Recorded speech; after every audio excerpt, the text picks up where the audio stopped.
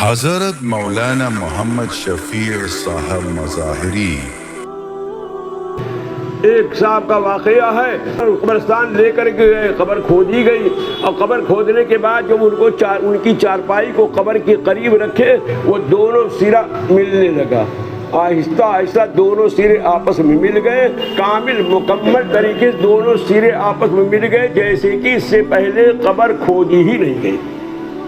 مجبور ہو گئے لوگ اور کہنے لگے کہ دوبارہ دوسری قبر کھودی جائے۔ دوسری قبر کھودی گئی، جب وہ دوسری قبر کھودی گئی تیار ہو گئی، اب مردے کو قبر کے اندر داخل کرنے کا ارادہ کیے، وہ پھر سمٹنے لگی، اور سمٹتے سمٹتے پھر آ کر کے دونوں سرا قبر کا دونوں سرا آپس میں مل گیا۔ وہ معلوم ایسا ہوا کہ اس کے یہاں پر قبر تھی ہی نہیں۔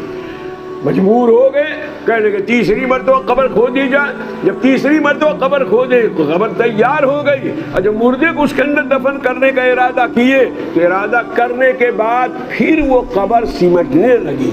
لوگوں نے کہا یہ سمٹنے نہ پائے، جلدی سے اس کو اندر داخل کر دو، ابھی کچھ جگہ ہے، اس مردے کو اندر داخل کرو۔ کب تک اس کی قبر کھودتے رہیں گے، اور قبر کھودتے رہیں، قبر سمٹتی رہے گی، جلدی اس کو قبر کے اندر داخل کر دو۔ اس کو جلدی سے قبر کے اندر داخل کر دیے، ہڈیاں آپس میں ایک کا سرا دوسرا یعنی یہ دایاں اور بایاں دونوں آپس میں مل کر کے چور چور ہو گیا۔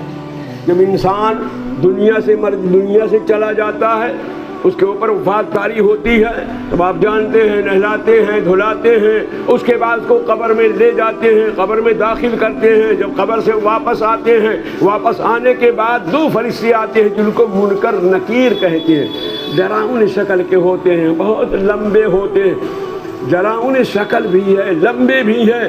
وہ دونوں کے دونوں آتے ہیں، اور آنے کے بعد جب اس کے مردے کے پاس پہنچتے، مردہ ڈر اور خوف کی وجہ سے بیٹھ جاتا ہے، اور اس کے بعد پوچھتے من ربوں کا، تمہارا رب کون ہے؟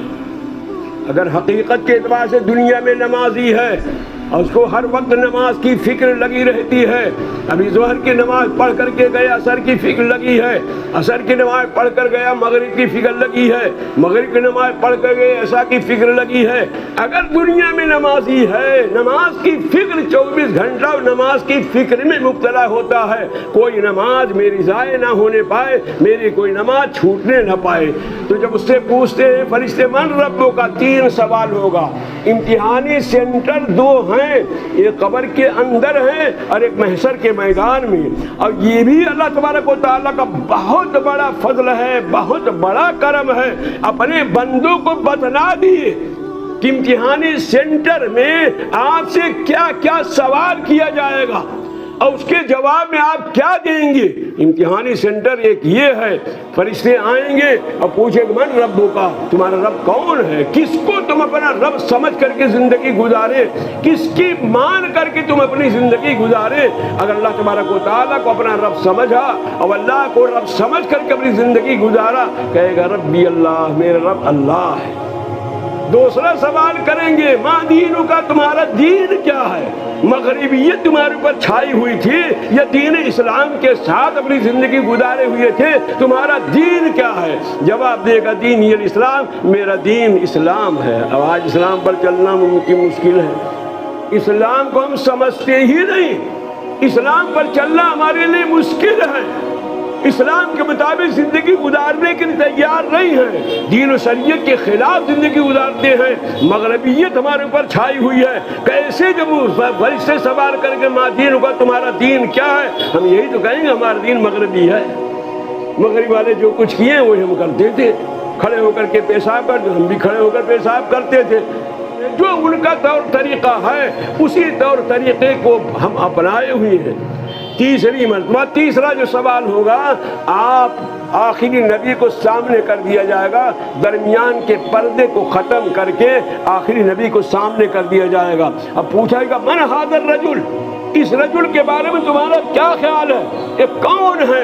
اگر حقیقت کے اعتبار سے نبی کے سنت کے مطابق اپنی زندگی گزارا ہے اور نبی کے سنت کے مطابق اپنی زندگی کو سرو کیا ہے، کہے گا ھذا نبینا محمد صلی اللہ علیہ وسلم، یہ تو ہمارے نبی ہیں، آخری نبی، آخری پیغمبر ہیں، انہیں کے بتلائے ہوئے راستے پر زندگی گزارنے والے ہیں۔ جب سنت کے مطابق زندگی گزارے گا، نبی کے سنت کے مطابق اپنی زندگی صرف کرے گا، اللہ کو اللہ سمجھ کر کے زندگی گزارے گا، دین اسلام کو دین اسلام سمجھ کر زندگی گزارے گا، تینوں کا جواب صحیح طور پر دے دے گا۔ اگر نمازی پکا ہے، سوال کرنے کے بعد نمازی خود کہے گا خود مجھ کو چھوڑیے، میں نماز پڑھنے جا رہا ہوں، میری نماز ضائع ہو رہی ہے، میری نماز کا وقت ختم ہو رہا، بالکل مغرب سے پہلے کا وقت ہوگا، فرشتوں سے کہے گا مجھ کو چھوڑیے، نماز پڑھنے دیجیے۔ نماز پڑھنے کے بعد جو کچھ آپ سوال کریں آپ مجھ سے سوال کر سکتے ہیں۔ ایک فرشتہ دوسرے کہے گا دیکھو یہاں بھی نماز پڑھنے کے لیے تیار ہے، وہاں ہر وقت نماز کی فکر لگی رہتی ہے اور یہاں بھی نماز کی فکر میں ہے، اس سے آپ کیا سوال کریں گے؟ عمدہ اور بہتر جواب دے گا۔